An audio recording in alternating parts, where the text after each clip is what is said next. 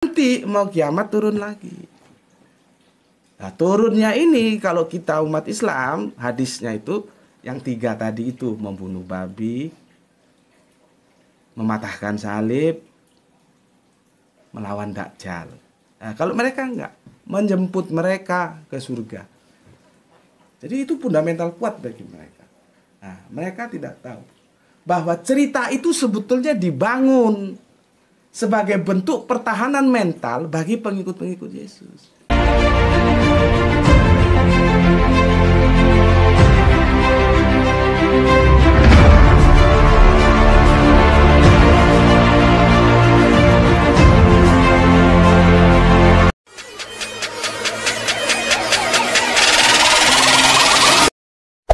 Hey there.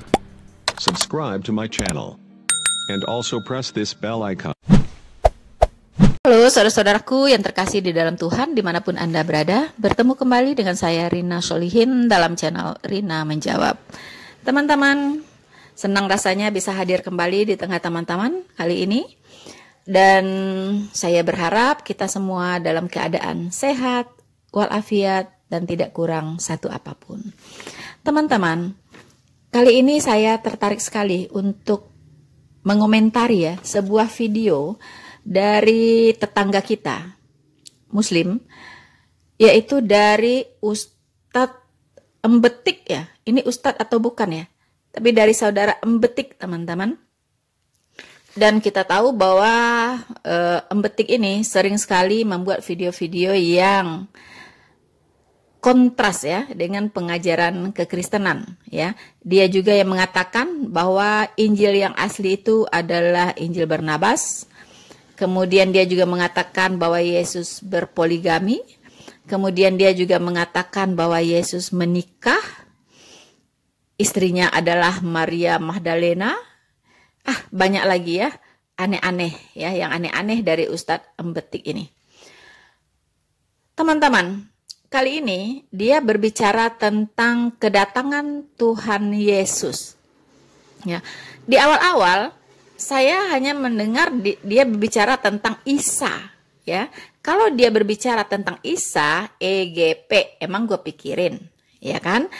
Kamu mau bicara apapun tentang Isamu, ya, itu bukan masalah saya, begitu, ya. Itu urusanmu, ya. Saya juga tidak tertarik untuk membahas apa yang engkau katakan tentang Isamu, ya.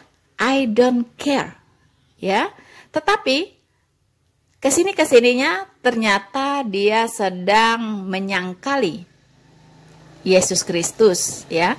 Dia sedang menyangkali fakta Alkitab bahwa Yesus Kristus akan datang kembali. Yesus itu disalib dan mati.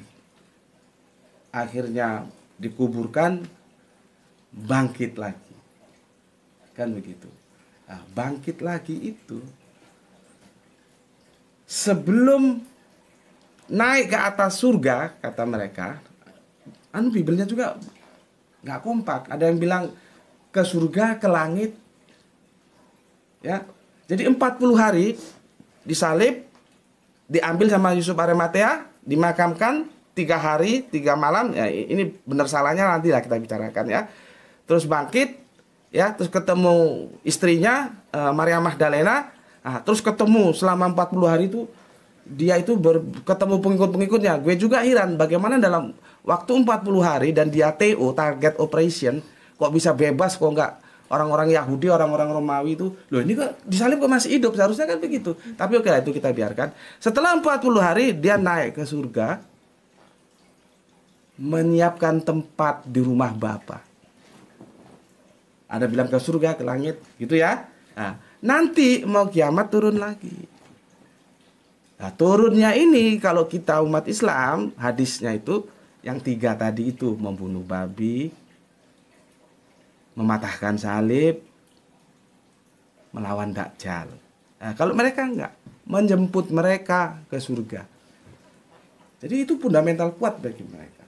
Nah, mereka tidak tahu bahwa cerita itu sebetulnya dibangun. Inilah ya. Sebagai bentuk Poin yang pertahanan harus mental saya bagi kembali pengikut luruskan Yesus. teman-teman, ya, jangan sampai ini mengacaukan, dan bagi saudara-saudara kita yang lemah iman ini akan berbahaya sekali, ya, karena ini adalah akidah kita yang sangat penting ya di sini, di mana kita masih punya pengharapan, ya, pengharapan kita akan bertemu dengan Tuhan Yesus, ya, muka bertemu muka pada saat kedatangannya yang kedua.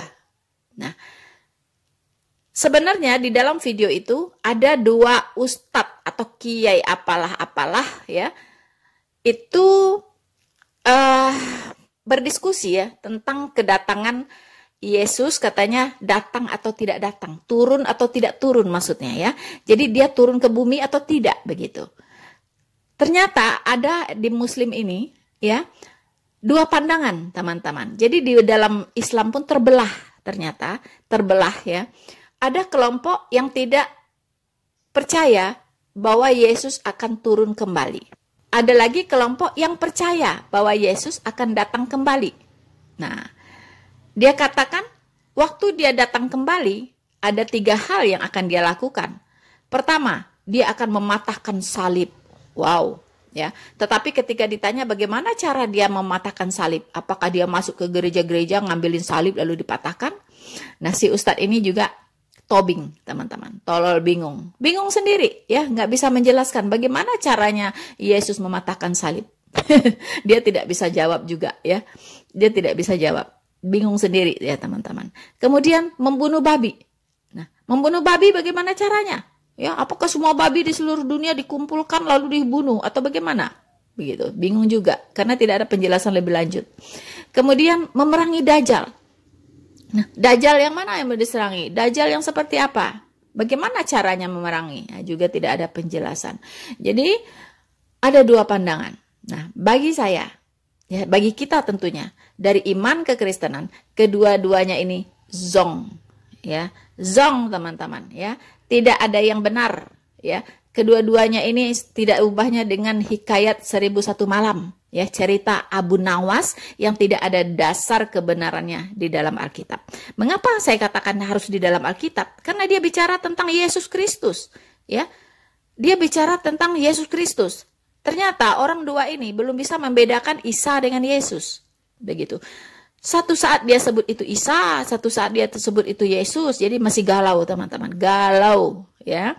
Nah, untuk itulah kali ini saya akan menghadirkan seorang pakar eskatologi ya.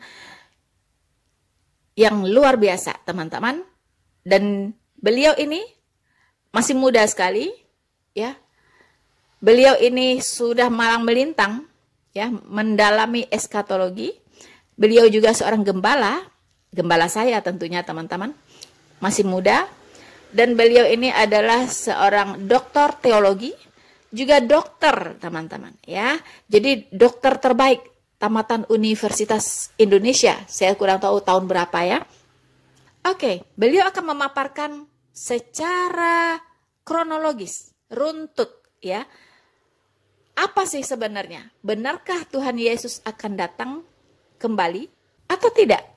Mari teman-teman, saksikan video ini sampai selesai. Saya menghimbau kepada semua saudara-saudaraku dimanapun Anda berada. Mari ambil waktu. Simak pemaparan dari Dr. Stephen Liao ini secara seksama. Karena ini sangat-sangat penting. Karena ini adalah masa-masa yang harus kita pahami dengan baik. Dan kita akan tahu kita ini sedang berada di mana sekarang. Dan apa yang harus kita persiapkan ya untuk saat-saat ini. So teman-teman, saksikan video ini sampai selesai agar tidak gagal paham dan Anda bisa dapatkan 100% pesan dari video ini yang akan membekali Anda ya semakin teguh, semakin kuat di dalam iman kepada Yesus Kristus. Dan jangan lupa berikan terus dukungan Anda untuk channel ini agar tetap terus berkembang menjadi channel edukatif, informatif, dan apologetik yang bermutu. Saudara-saudaraku yang terkasih dalam Tuhan, selamat menyaksikan.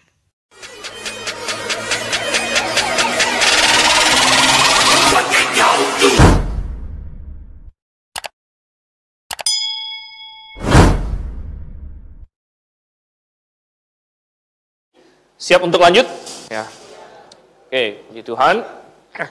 Dan kita dari tadi berbicara bahwa apa sih yang kita nantikan? Apa janji Tuhan tentang masa depan?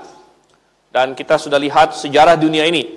Sejarah dunia ini penuh dengan kegagalan manusia. Kegagalan manusia untuk melaksanakan firman Tuhan di setiap dispensasi, setiap tanggung jawab yang Tuhan berikan. Tetapi Tuhan akan menunjukkan bahwa ada satu manusia sempurna. Ya, manusia sempurna itu Yesus Kristus yang akan menunjukkan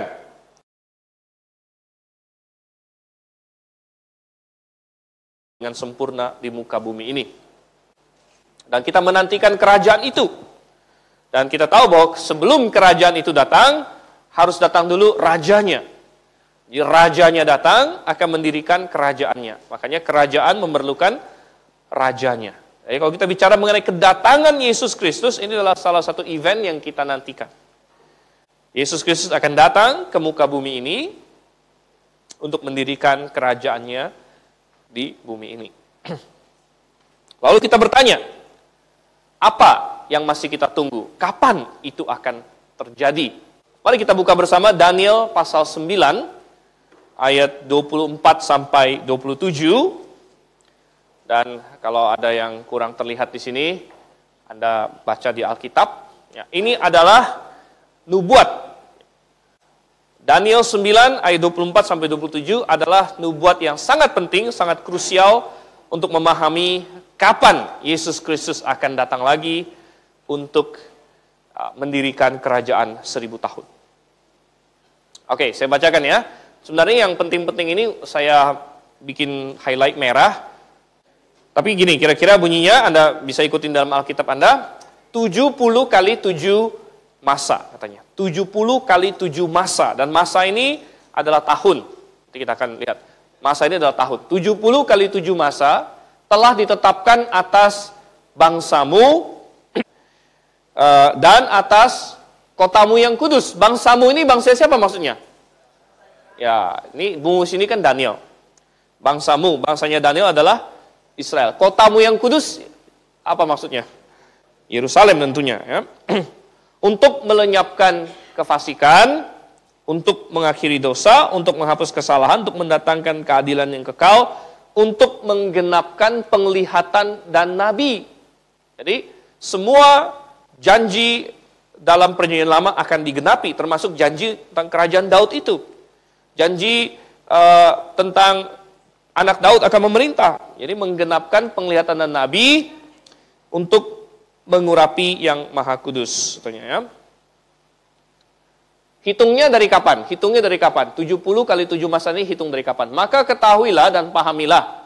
Dari saat firman itu keluar, yakni bahwa Yerusalem akan dipulihkan dan dibangun kembali. Jadi mulai hitungnya adalah sejak keluarnya firman. Keluarnya perintah bahwa Yerusalem akan dipulihkan dan dibangun kembali sampai pada kedatangan seorang yang diurapi, seorang raja, ada 70 kali 7 masa dan 62 kali 7 masa. Lamanya kota itu akan dibangun kembali dengan tanah lapang dan paritnya, tetapi di tengah-tengah kesulitan.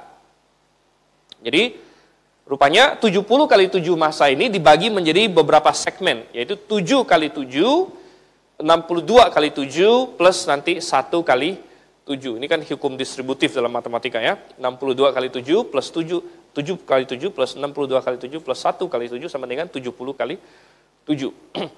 Jadi dibagi menjadi 3 segmen. 7 kali 7, 62 kali 7. Jadi 7 kali 7 dulu, 62 kali 7, kemudian nanti ada 1 kali 7 yang terakhir. Jadi katanya 62 kali 7 masa, kota itu akan dibangun kembali dengan tanah lapang dan paritnya, tetapi di tengah-tengah kesulitan. Sesudah 62 kali 7 masa itu akan disingkirkan seorang yang telah diurapi. Seorang yang telah diurapi. Apa bahasa Yunani untuk diurapi? Orang yang diurapi? Kristus. Bahasa Ibraninya adalah Mesias.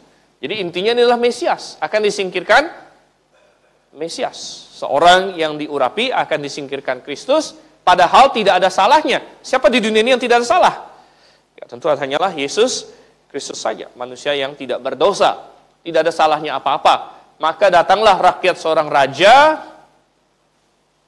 memusnahkan kota dan tempat kudus itu. Rakyat seorang raja memusnahkan kota dan tempat kudus itu. Nah, siapa yang memusnahkan kota dan tempat kudus? Di tahun 70 Masehi, Yerusalem dihancurkan dan Bait Suci dihancurkan oleh tentara Romawi. Dan tentara Romawi rupanya disebut sebagai rakyat seorang raja. Rajanya siapa? Rajanya adalah Antikristus sebenarnya. Dan ini rakyatnya atau orang-orangnya atau suruhannya. Tetapi raja itu akan menemui ajalnya dalam air bah. Ini memberitahu kita bahwa Antikristus akan dihancurkan secara tiba-tiba. Maksudnya dalam air bah ini seperti dalam air bah dalam bahasanya. Antikristus akan dihancurkan secara tiba-tiba.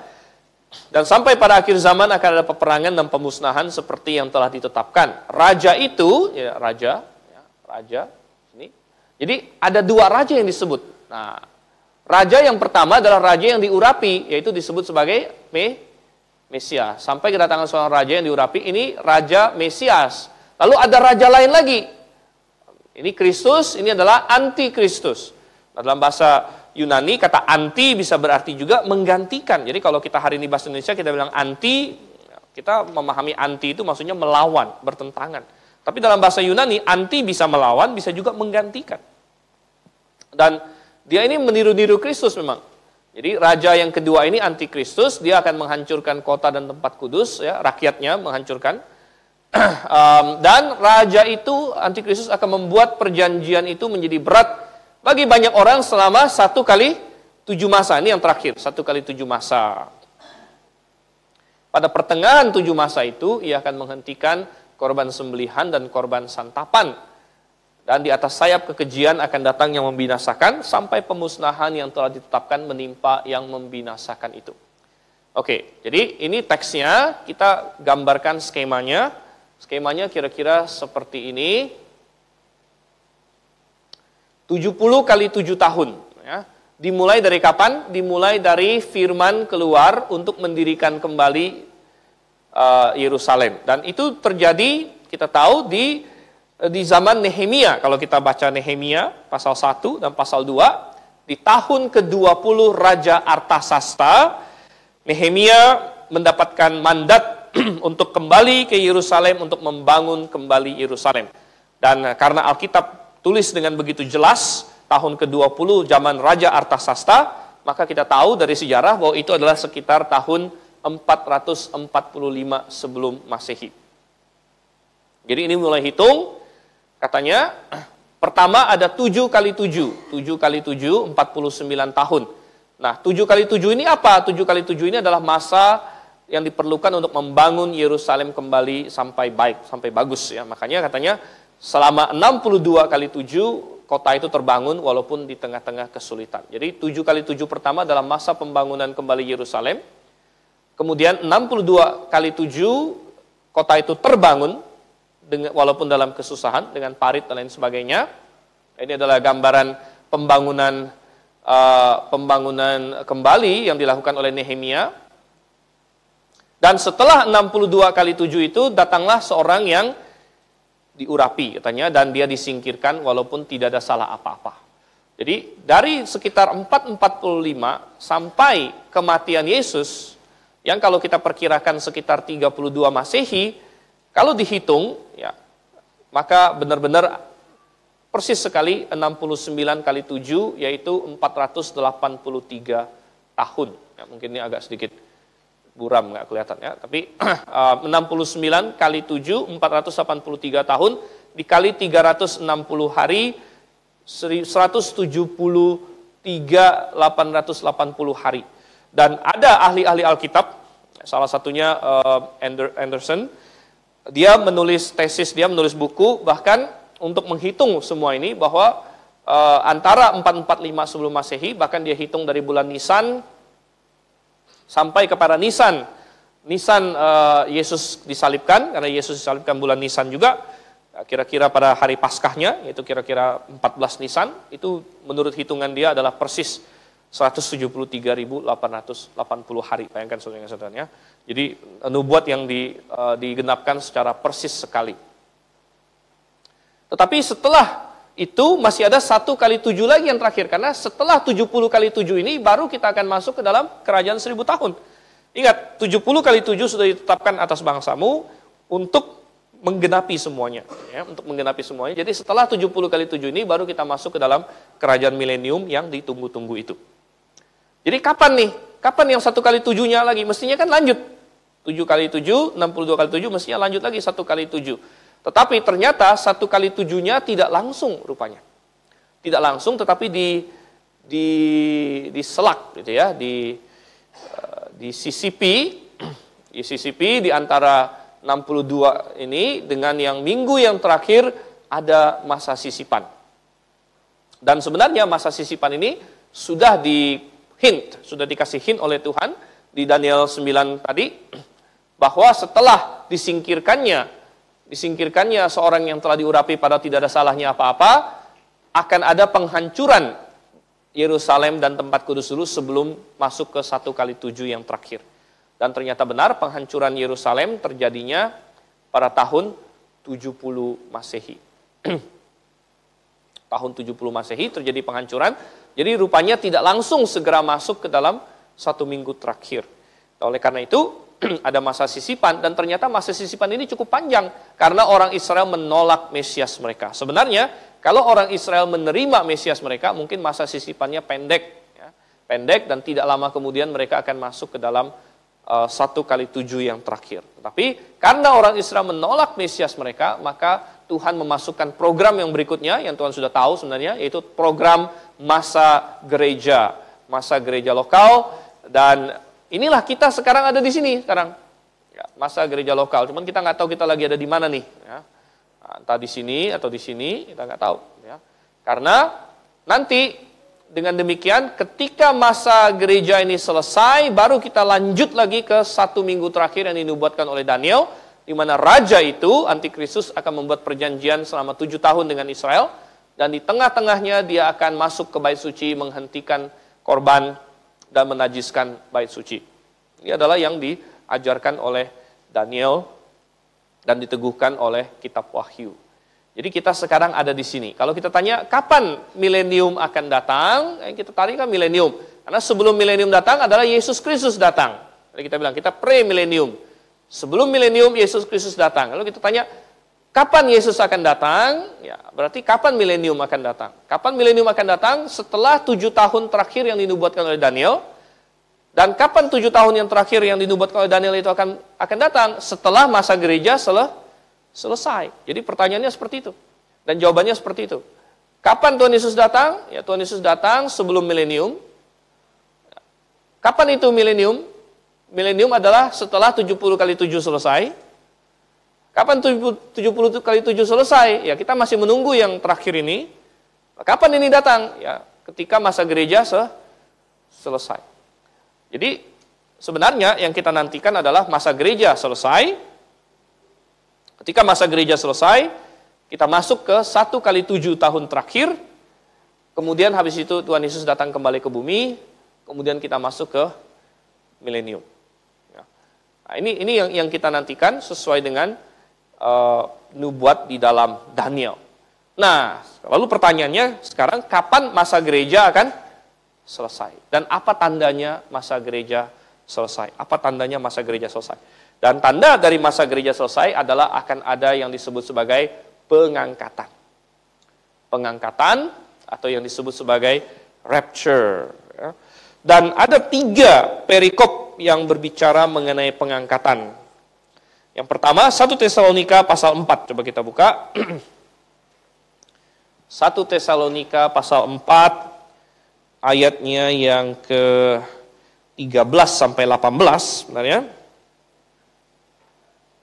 1 Tesalonika 4 ayat 13 sampai 18, saya sarikan ayat 16 sampai ayat 17-nya di sini.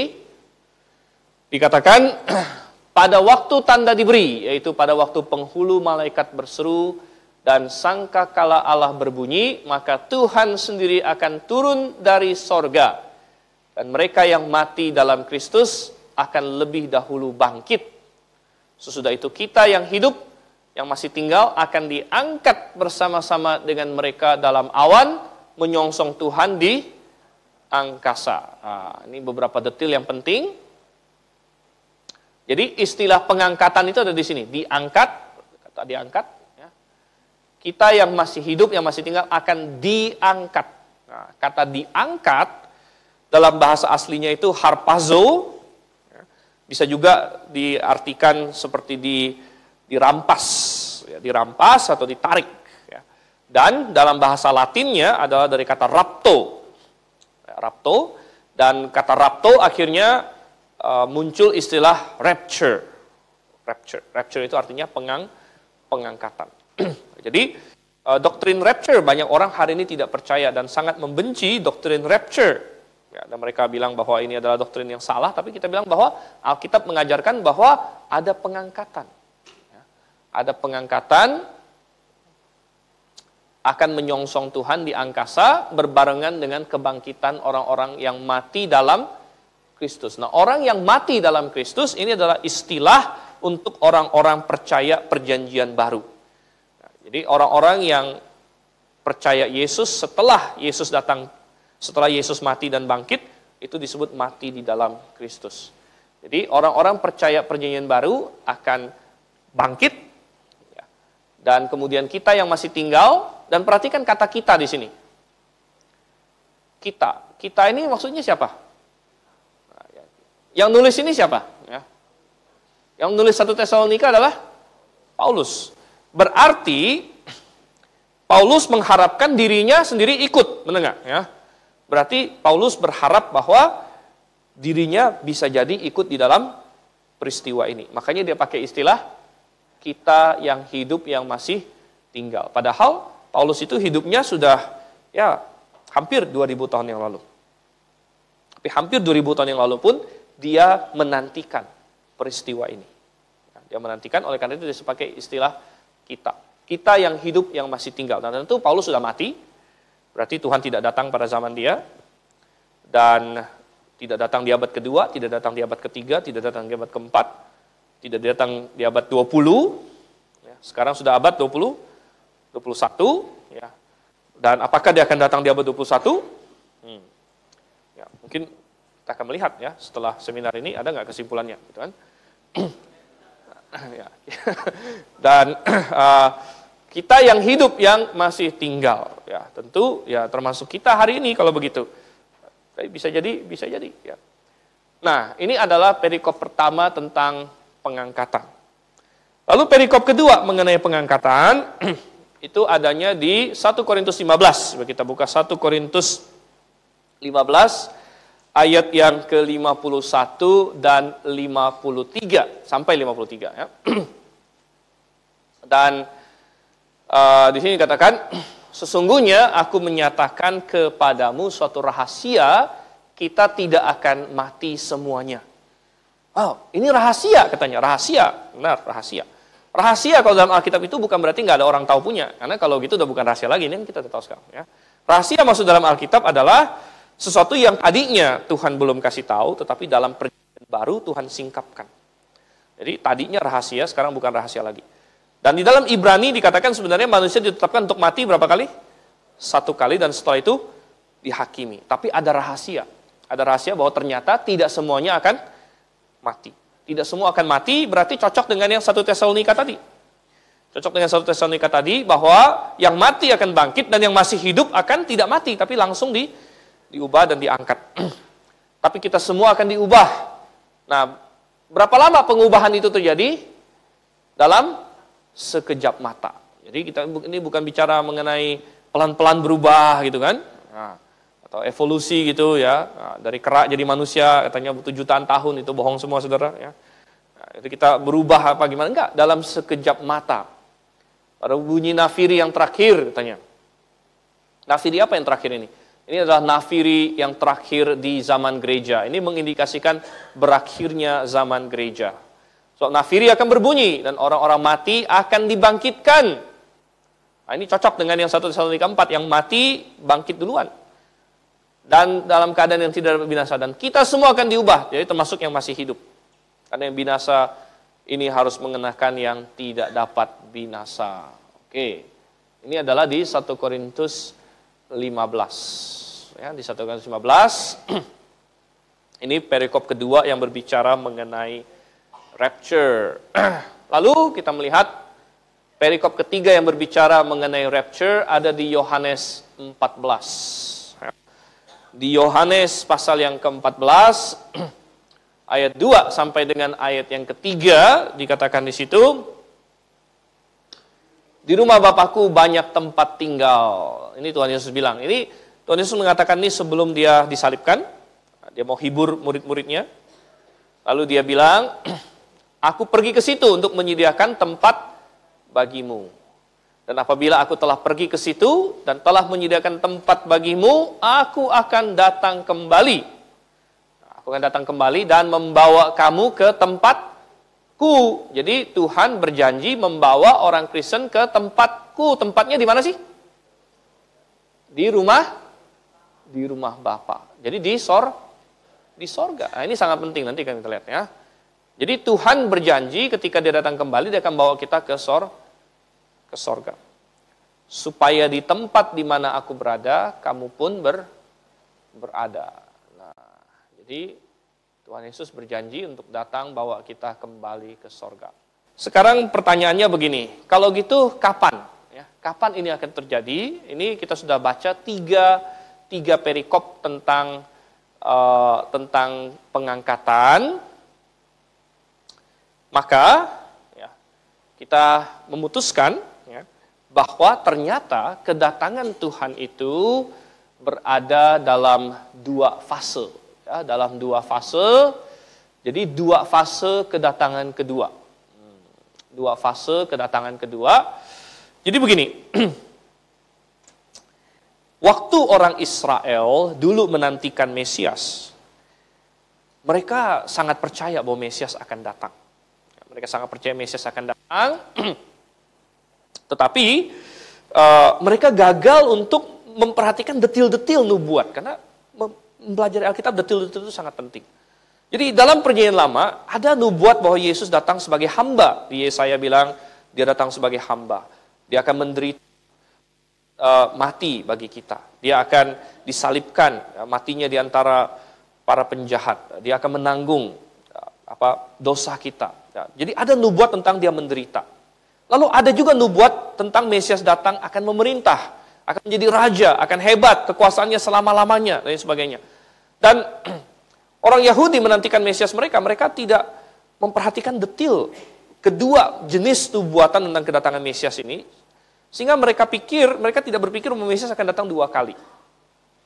Satu kali sebagai hamba untuk menderita, dan satu kali sebagai raja untuk memerintah. Sehingga ketika Yesus pertama kali datang, mereka langsung mau terimanya, kalau kamu benar Mesias, mestinya kamu memerintah.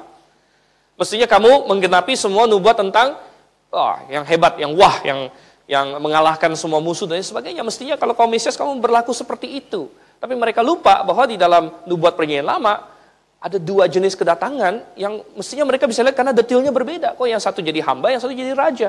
Kok yang satu mati menderita, yang satu memerintah selama-lamanya. Oh, jadi kalau mereka pikir, mestinya mereka tahu ini datangnya dua kali. Jadi ada dua kali. Nah, sekarang di Perjanjian Baru, saya melihat ada banyak orang Kristen yang melakukan kesalahan yang sama dengan orang Yahudi. Di mana kita menantikan Yesus datang kedua kali. Tapi kalau kita perhatikan detail-detail nubuat dalam Alkitab, kedatangan Yesus yang kedua kali ini pun ternyata dalam dua fase. Gitu.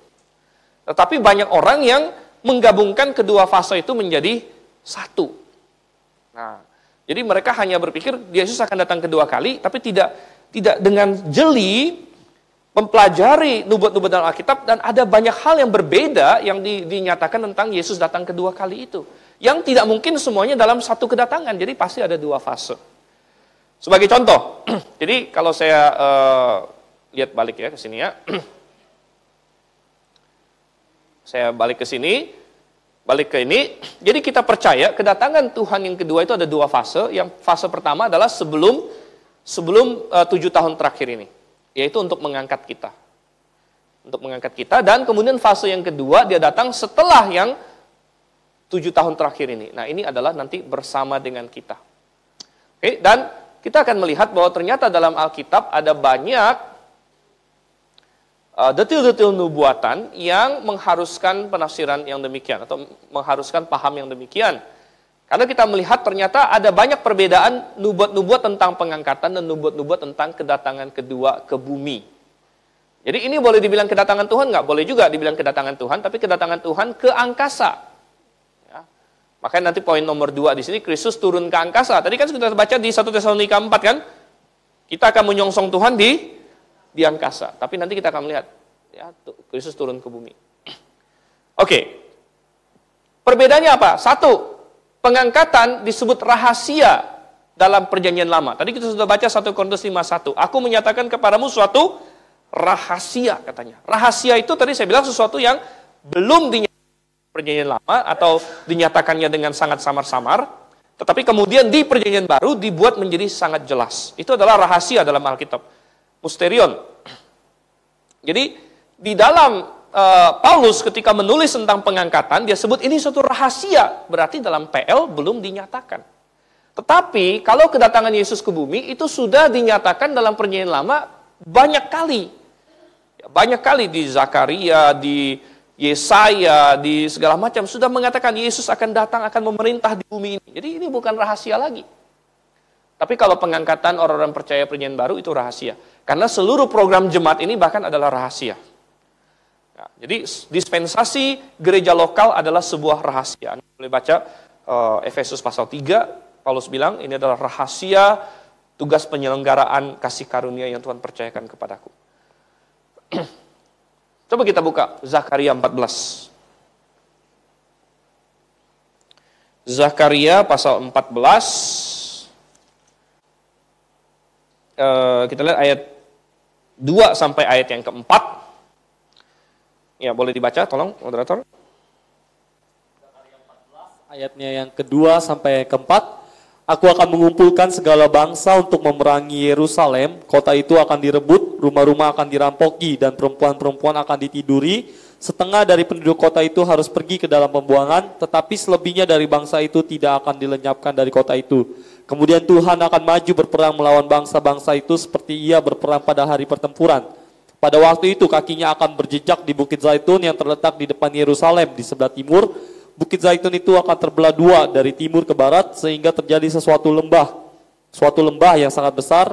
Setengah dari bukit itu akan bergeser ke utara dan setengah lagi ke selatan. Oke. Jadi dinubuatkan Tuhan akan datang dan kakinya akan berjejak di mana katanya? Di Bukit Zaitun. Jadi jelas sekali dia turun ke bumi, di Bukit Zaitun, dan ini sebenarnya menggenapi juga yang dikatakan oleh malaikat, karena Yesus naik ke sorga dari mana? Dari Bukit Zaitun. Dan waktu Tuhan naik ke sorga dari Bukit Zaitun, dan murid-muridnya melongo, melihat dia naik ke atas, ya, saking melongonya tidak sadar bahwa ada 2 malaikat samping mereka. Malaikat berkata, "Hei, orang Galilea, kenapa kalian terkejut?" katanya. Yesus yang kamu lihat naik ini akan turun dengan cara yang sama, katanya. Akan turun dengan cara yang sama, berarti dia akan turun ke Bukit Zaitun lagi. Nah, itu sudah dinubuatkan di dalam Zakaria pasal 14, itu jelas adalah Kristus turun ke bumi. Sedangkan yang tadi kita baca di 1 Tesalonika pasal 4 adalah kita menyongsong Tuhan di mana? Di angkasa. Kita menyongsong Tuhan di angkasa. Nah, jadi ini berbeda. Yang satu Tuhan turun ke angkasa, yang satu Tuhan turun ke bumi.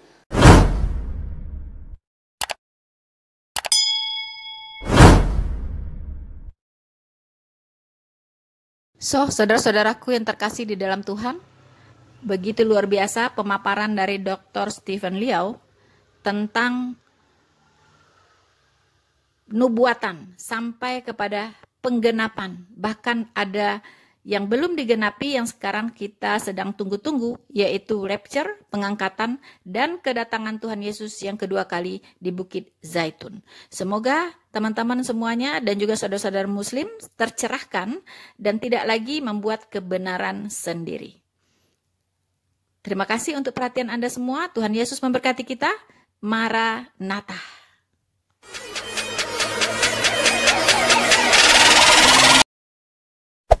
Hey there. Subscribe to my channel. And also press this bell icon.